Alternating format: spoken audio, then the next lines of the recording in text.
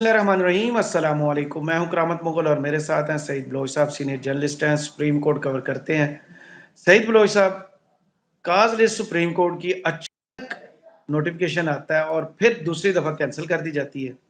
जितने केसेस थे सारे डीलिस्ट, काजी साहब की अचानक एंट्री हो जाती है, इलेक्शन कमीशन अचानक सुप्रीम कोर्ट पहुंच गया और जो धमकी दी गई है मौलाना फजल रहमान की तरफ से कि अगर मेरे किसी भी कारकुन को जख्मी किया गया या शहीद हुआ तो उसका जिम्मेदार चीफ इलेक्शन कमिश्नर होगा। ये चीफ इलेक्शन कमिश्नर साहब को तो घर से ही गाली पड़ गई है। बहुत शुक्रिया करामत मुगल साहब। देखें, बहुत सारे मामलात अब एक साथ इकट्ठे होते हुए हमें नजर आएंगे। उसकी वजह यह है कि 10 जनवरी की तारीख बहुत अहम है। और 10 जनवरी की तारीख इस वजह से अहम है क्योंकि 10 जनवरी को जो कागजात नामजदगी मंजूर होने मुस्तरद होने के हवाले से जो एतराज़ात थे, एपलेट ट्रिब्यूनल उन एतराज़ात के ऊपर फैसले करेंगे 10 जनवरी तक। और 11 जनवरी को इलेक्शन कमीशन ऑफ पाकिस्तान जो उम्मीदवार हैं उनकी नजरसानी शुदा जो फहरिस्त होगी वो शाया करेगा। और इमरान खान साहब का जो कागजात नामजदगी हैं वो भी जमा है। इमरान खान साहब की तोशाखाना फैसला मुअत्तल करने के हवाले से दरख्वास्त सुप्रीम कोर्ट में ज़ेर इल्तवा है। इसके ऊपर एक समाअत हो चुकी है। आइंदा हफ्ते इसके ऊपर दोबारा समाअत होने का इम्कान है। 2 रुकनी बेंच था जिसकी वजह से ऑर्डर सस्पेंड नहीं हुआ था। अब अगले हफ्ते चीफ जस्टिस काजी फाइज ईसा आ जाएंगे। सुप्रीम कोर्ट के तमाम जज साहबान भी मौजूद होंगे। तो नए बेंचेस बनेंगे जिसके बाद इमरान खान साहब की जो दरख्वास्त है वो भी अगले हफ्ते ही उसके ऊपर फैसला होने का इम्कान है। और देखेंगे ये बहुत सारी चीज़ें आपस में इंटरकनेक्ट हैं। वो इस वजह से हैं कि इमरान खान साहब की पार्टी के साथ जो कुछ हो रहा है और आज जो खच मारी है शहबाज शरीफ साहब की मुस्लिम लीग नून ने, वो भी एक तारीखी खच है और एक ऐसे मौके पर है जब पहले ही ये उँगलियां उठ रही थी कि मुस्लिम लीग नून कहीं न कहीं पीटीआई के खिलाफ इस तमाम तर कार्रवाई के पीछे मुस्लिम लीग नून का हाथ है, या उनकी सहूलतकारी है, या उनको खुश करने के लिए पीटीआई को रगड़ा लगाया जा रहा है। और आप देखें कि शहबाज शरीफ साहब ने दर हकीकत उस इल्ज़ाम को सच साबित किया है कि देखें जी, हमारी ख्वाहिश थी कि इलेक्शन कमीशन ने पीटीआई से ये जो बल्ले का निशान है ये छीना था, और पीटीआई से बल्ले का निशान छीन कर परवेज खटक साहब को ऑफर किया गया था लेकिन उन्होंने इनकार कर दिया था। तो ये वो सारी चीजें हैं जो आपस में इंटरकनेक्ट हैं। और नून लीग ने बलंडर ये किया कि उन्होंने एक वो क्या कहते हैं कि एक तीर हवा में जा रहा था और इन्होंने छलांग लगा के ना उसके आगे इन्होंने जो है वो आ नहीं, गए हैं। मोटरसाइकिल और लेके अब जाके आगे खड़े हो गए। जी जी बिल्कुल, मैं जरा उसको जरा और तरीके से कह रहा, चलें आपने अच्छा किया। तो अब ये मामलात अब इनके अपने गले पड़ेंगे और देखिएगा कि कल तक इनको शायद अंदाजा हो जाएगा कि ये इन्होंने क्या खच मारी है। लेकिन फ्रस्ट्रेशन है और फ्रस्ट्रेशन में इंसान इस तरह की गलतियां करता है। और दूसरी जानिब जैसा कि मैंने बताया कि सुप्रीम कोर्ट में आइंदा हफ्ता जो अशरा है ये बहुत ज्यादा अहम है। हफ्ता ही बनता है क्योंकि उसके बाद जब नया साल शुरू होते ही जी जी दमादम जी जी कलंदर शुरू हो जाएगा। जी, क्योंकि फिर वीकेंड आ जाएगा और वीकेंड के बाद फिर वो कुछ दिन उसके अंदर भी ज़ाया हो जाएँगे। तो बड़ा अहम अशरा है और मेरी जो अपनी एक राय है कि शायद इमरान खान साहब को आइंदा आम इंतखाबात में हिस्सा लेने का मौका मिल जाए। क्योंकि आपने इन इंतखाबात को क्रेडिबल बनाना है, दुनिया को तस्लीम करवाना है। और सबसे बड़ी सियासी जमात के लीडर के खिलाफ जिस तरह के भूंडे मुकदमात बनाए गए हैं, उसके बाद अगर उनके इमरान खान साहब के बगैर मुकदमात होते हैं, तो हम पहले ही पूरी दुनिया में तमाशा बन चुके हैं, तो एक बार फिर तमाशा बनेंगे। गुज़श्ता रोज़ शाह महमूद कुरैशी साहब के साथ जो कुछ हुआ, उसको इंटरनेशनल मीडिया ने रिपोर्ट किया और इंटरनेशनल मीडिया ने बताया कि एक साबिक वज़ीर ख़ारिजा के साथ किस तरह का सलूक रखा जा रहा है। और ये वो हमारी छाप है, जो पूरी दुनिया पर हमारी ये छाप लग चुकी है। और इस छाप को ख़त्म करने के लिए हमें कम से कम 4-5 साल लगन के साथ मेहनत करना पड़ेगी, तब जाकर शायद ये दाग हमारी रियासत के ऊपर से ये साफ होंगे। और आइंदा आने वाली हुकूमत के लिए बड़ा मुश्किल टाइम होगा, बड़ा टफ टाइम होगा इन तमाम चीज़ों के साथ उसको टैकल करना और डील करना। और दूसरी जानिब देखें कि इलेक्शन कमीशन भी सुप्रीम कोर्ट पहुंचा हुआ है, लेकिन इलेक्शन कमीशन की जो आप कह लें कि जो दरखास्त है वो बुनियादी तौर पर उसका कुछ और एंगल या कोई और जाविया बनता है। अब वो दरखास्त भी 2 जनवरी को समाअत के लिए मुकर्रर हो चुकी है। चीफ जस्टिस काज़ी फ़ाइज़ ईसा की सरबराही में 3 रुकनी बेंच तश्कील दिया गया। वो बेंच ये इसकी अचानक आप समाअत एक्सपेक्ट कर रहे थे इलेक्शन कमीशन जाएगा और काजी साहब अचानक अपनी सरबराही में ये केस समाअत के लिए मुकर्रर भी कर देंगे? को बात ऐसी थी देखें सुप्रीम कोर्ट में? देखें, एक बात तो तय है कि काज़ी साहब जो हैं वो हर अहम केस अपने पास लगा रहे हैं। और उसकी वजह शायद ये है कि अब देखें ना कि माज़ी करीब में साबिक चीफ जस्टिस उमर अता बंदयाल साहब के ऊपर यही तनकीद होती थी कि वो सारे अहम केसेज़ अपने सामने लगाते थे और अपने हमख़्याल जजेस को साथ बिठाते थे और जूनियर जजेस को साथ बिठाते थे और सीनियर जजेस को नज़रअंदाज करते थे। तो अब काज़ी साहब क्या कर रहे हैं, जस्टिस मुसर्रत हिलाली आप वो देख लें, वो सेकंड लास्ट उनका नंबर बनता है। और उनके साथ जो दीगर जज हैं, दूसरे जज हैं, वो भी जूनियर जजेस में उनका भी शुमार होता है। तो आप देखें कि काज़ी साहब माज़ी में जो तनकीद करते रहे हैं, खुद वही सारा कुछ कर रहे हैं। तो आपकी जो अपनी साख है, वो कैसे डैमेज हो रही है, वो काज़ी साहब खुद कर रहे हैं।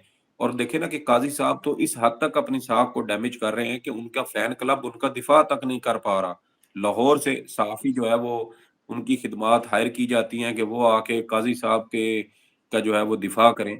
तो ये सारा कुछ होना मेरे ख़्याल में ये काज़ी साहब की अपनी गलती है। और एक और गलती जो हमने आज भी देखी कि चीफ़ जस्टिस काज़ी फ़ाइज़ ईसा साहब ने जस्टिस अतर मिनल्ला साहब को अपने बेंच से अलग कर दिया। और सही। पहले आप देखें कि तकरीबन 3-4 महीने जस्टिस अतर मिनल्ला साहब चीफ़ जस्टिस काज़ी फ़ाइज़ ईसा साहब के बेंच में साथ रहे हैं। 3 हफ़्ते 3 महीने लगातार। लेकिन अब उनको अहम केसेज़ में या जो एक अमूमी बेंच चला आ रहा था, उसमें नहीं बिठाया जाता। हमने कई मौके पर देखा कि जस्टिस अतर मिनल्ला साहब की जानिब से चीफ़ जस्टिस काज़ी फ़ाइज़ ईसा साहब को बड़े अहम मौके पर लूज़ बॉल से बचाया गया। बड़ी गलतियों से, बड़े ब्लंडर से इनको बचाया उन्होंने। और लेकिन अब शायद उनका जो वो एक इख्तिलाफ़ करने वाली जो एक उनकी राय है या उनकी जो एक आदत है कि वो बड़ी अदालत में खुलकर इख्तिलाफ़ कर देते हैं। शायद काज़ी साहब को अब वो आदत उनकी अच्छी नहीं लगती, वो इख्तिलाफ़ उनका अच्छा नहीं लगता। लेकिन शायद काज़ी साहब ये भूल रहे हैं कि उन्होंने कई मौके पर उनको गलती करने से रोका, उनको बचाया, जिससे उनकी साख डैमेज होने से बच गए। ये मेरे ख़्याल में काज़ी साहब ने एक ब्लंडर किया है, एक नया और ब्लंडर किया है। इनको शायद कुछ दिनों तक इस चीज़ का अंदाज़ा हो जाएगा कि अतर मिनल्ला साहब ने इनको कैसे-कैसे मौके पर इनको जो है वो रेस्क्यू किया है। ये कोई गलत ऑर्डर करने लगते थे, तो वो इनको रोक देते थे कि ये काम ना करें, जिसकी वज़ह से काज़ी साहब मुहतात हो जाते थे। तो देखें, हम तो चीज़ों को पिन पॉइंट कर सकते हैं, बाकी फ़ैसले तो काज़ी साहब ने करने पिन हैं पॉइंट बतौर तो चीफ मौलाना जस्टिस। फजलुर रहमान ने भी किया है। उन्होंने कहा है कि पहले भी वो भागे हुए हैं। वो एक तो कहते हैं कि 3.5 साल से मैं कोशिश कर रहा हूँ कि इस मुल्क में इंतखाबात हों, और जब भी इंतखाबात का नाम लिया जाता है उनको बर्फबारी याद आती है। आज उनको नई चीज़ याद आई। उन्होंने कहा, अगर इस मुहिम के दौरान मेरे किसी कारकुन को ज़ख्मी किया जाता है या शहीद किया जाता है, तो उसके ज़िम्मेदार इलेक्शन कमीशन होंगे, चीफ इलेक्शन कमिश्नर होंगे। देखें यार करामत मुग़ल साहब, बात ये है कि पाकिस्तान में जब भी इंतखाबात हुए हैं, उसके ऊपर कुछ ना कुछ खून-खराबा हर सूरत हुआ है। शहरों में ना हो, कोई दहशतगर्दी का वाक़या ना हो, लेकिन सियासी जमातों के जो कारकुनान होते हैं, उनके अंदर अपनी इख्तिलाफ़ या एक आप देखें ना कि एक एक पोलिंग स्टेशन से एक सब जमात जीत रही हो, दूसरी हार रही हो, तो वहाँ पर झगड़ा पड़ जाता है। जो जीतने वाले होते हैं, वो खुशी में आके दूसरों के सामने जो है उनको ज़िच करने की कोशिश करते हैं, और जो हारने वाले हैं, वो गुस्से में आके वो झगड़ा शुरू कर देते हैं और वहाँ पर हमने देखा है कि कत्ल-ओ-गारत हो जाती है, लोग मर जाते हैं, डंडे, सोटे, लाठियाँ चल जाती हैं, लोग ज़ख्मी होते हैं। तो हाँ, ये 30 कहना से जी कि 35 जाने ये इंतखाबात लेते हैं, ये एक रियलिटी है। जी, जी, जी, जी, ये देखें ना, आप उठा के देख लें, हर इलेक्शन में इसी तरह होता है। अब ये नहीं कह सकते हम कि हम इन चीज़ों को जो है वो खुदा ना सपोर्ट खास्ता उनके करते हैं। किसी कारकुन की जान जाए या ज़ख्मी हो, लेकिन ये पत्थर तो घर से पड़ गया चीफ इलेक्शन कमिश्नर साहब को। देखें, ये मौलाना साहब जो हैं वो बिला वजह का एक वो अपना वज़न बनाने की कोशिश कर रहे हैं। लेकिन मौलाना साहब को ये चीज़ ज़हन में रखनी चाहिए कि दहशतगर्दी के दौरान ये सारा कुछ हो चुका। और आप देखें कि मौलाना साहब के एक शागिर्द ने पीटीआई की हुकूमत में इमरान खान साहब को कत्ल करने की जो है वो बयानात दिए, तो अगले दिन उनको केपी पुलिस ने उसको पकड़ लिया। तो ये चीज़ें तो नॉर्मल दिनों में भी होती हैं। हम ये कोशिश कर सकते हैं उसमें कि रियासती इदारे इंतखाबात के दौरान अपनी ड्यूटी ज़रा अच्छे तरीके से करें, ताकि अगर कहीं न कहीं भी ऐसा कोई वाक़या होता भी है तो बर वक़्त पुलिस और दीगर जो सिक्योरिटी इदारे हैं वो उसमें मदाखलत करें और किसी भी किस्म का जानी और माली नुकसान होने से बचाया जाए। लेकिन ये कह देना जी कि कोई नुकसान हो या इस तरह, तो ये तो कोई भी शख्स जो है वो गारंटी नहीं दे सकता। लोगों का तो घर बैठे लोगों की अमवात हो जाती हैं, लोग फौत होते हैं। तो मौलाना साहब ये कैसे दावा कर सकते हैं कि कोई कारकुन के साथ किसी किस्म का कोई कुछ ना हो? 100% जो चीज़ें होती हैं वो तो सिर्फ़ आइडियल होती हैं। आइडियल उन्होंने चीज़ें तो कुछ और भी इंसानों के कहा, पास भी होती हैं। और वो और वो कुछ अच्छा नहीं कहा। उन्होंने कहा कि पीटीआई वालों से कागजात छीनना ज्यादती है, मगर देखना होगा कि कहीं पीटीआई को इससे प्रोजेक्शन तो नहीं मिल रही, प्रोजेक्ट तो नहीं किया जा रहा। फिर इन हालात में भी वो सोच रहे हैं कि शायद पीटीआई को कहीं से अभी भी सपोर्ट है। तो मौलाना साहब ऐसा करो ना, ये जो कल धक्के पड़े हैं शाह महमूद कुरैशी साहब को, इस तरह के वो धक्के ठुड्डे खा लें, लाते मुक्के खा लें, ठंडे फर्श पर सर्दियों में सो जाएँ और जेल में चले जाएँ और जो प्रोजेक्शन पीटीआई को मिल रही है वो अपनी प्रोजेक्शन करवा लें। इसमें कौन-सी कोई बड़ी साइंस लेकिन है यार? मौलाना साहब आप ने जेल देखी नहीं है। इमरान खान पिछले 6 माह से जेल में है। जी, जी। तो ये इमरान खान साहब को ताने क देते थे। वो ये कहते थे ना, मौलाना साहब ने कहा था, ये पीटीआई की जो ख़वातीन कारकुनान थी, इनको तितलियाँ कहते थे। जी, हम इन तितलियों के पैरों के नीचे ज़मीन गरम कर देंगे। तो वो देख लें फिर, वो तितलियाँ जो है वो आपके जो शिकरे बनते थे या आपके जो चीलें थी या बाज़ थे, उनसे ज़्यादा वो मज़बूत साबित हुई मजबूत। हैं। 7 महीने से जेल में हैं, लेकिन उसके बावजूद झुकने को तैयार नहीं है। इन ख़वातीन ने मर्दों को सिखाया कि सियासत कैसे की जाती है, हक पर कैसे डटा जाता है, नज़रिए के लिए सौबतें और सख्तियाँ कैसे बर्दाश्त की जाती हैं। तो ये तो इन ख़वातीन, कमज़ोर निहत्ती बेचारी ख़वातीन जो 7 महीने से कमजोर और कैद हैं। निहत्ती नहीं है, बहुत मजबूत है।